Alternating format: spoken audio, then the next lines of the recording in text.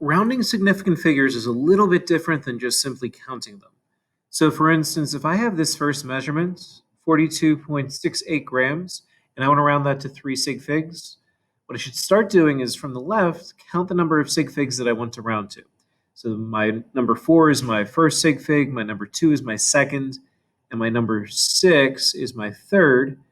Then I'm going to look at the number that is right after it, which is an 8, which tells me to round up.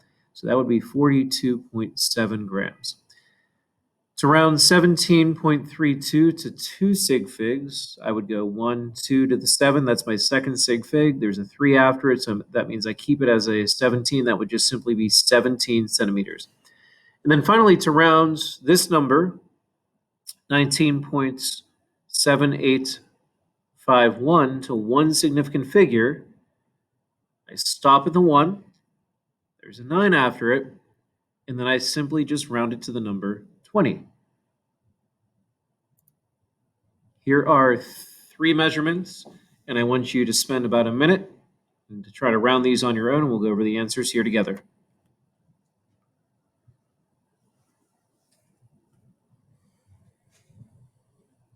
This first measurement has 6 sig figs to start out with, but I only want to round it to 2. So the 7 and then stopping at the 4, that's my second sig fig, so that would be 740,000.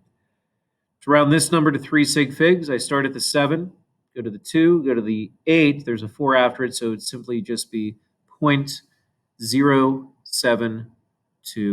To round this number to 2 sig figs, I would stop at the 3, so that would be 230.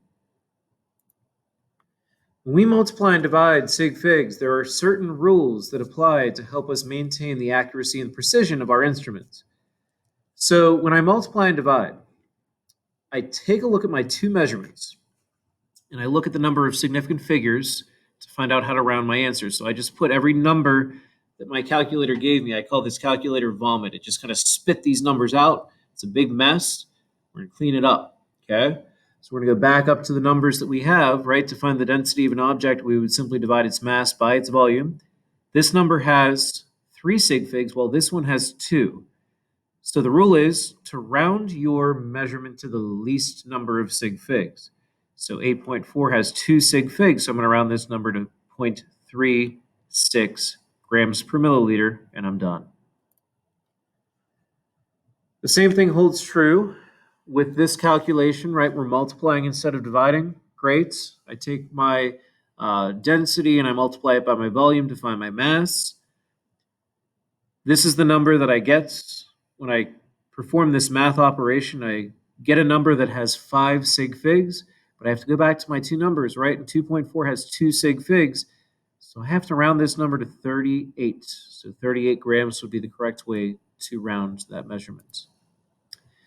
Addition and subtraction is a little bit different.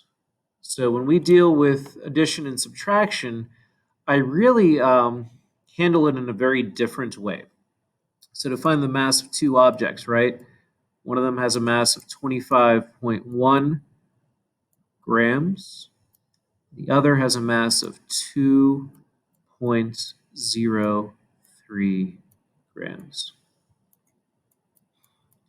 To add these 2 numbers together, I'm going to round my significant digits at the least number of decimal places. So I'm not counting sig figs. The rules for multiplication and subtraction are a little bit different, okay? So the number that I get when I add these 2 numbers is the number 27.13. However, because the 10th place is my least number of decimal places, that's where I round my number to. So I'm going to look at the 3. The 3 is less than 5, so I keep this number as simply just 27.1. So my final answer should be 27.1 grams. Okay? Now for this next problem here, we're taking 2 numbers and we're actually subtracting. So we have the total mass, which is 5.00 grams. and we're taking away the mass of the water.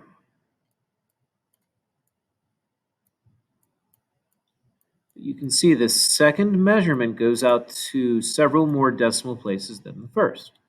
So when I do my subtraction, I want to make sure that I'm cutting it off at the hundredths place.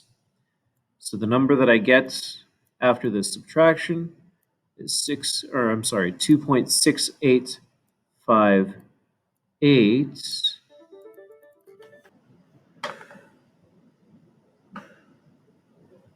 From here, we can see that we should be rounding to the hundredths place.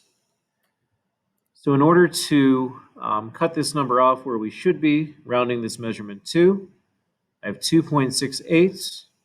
The 5 tells me to round up. So my final measurement should be 2.69 grams.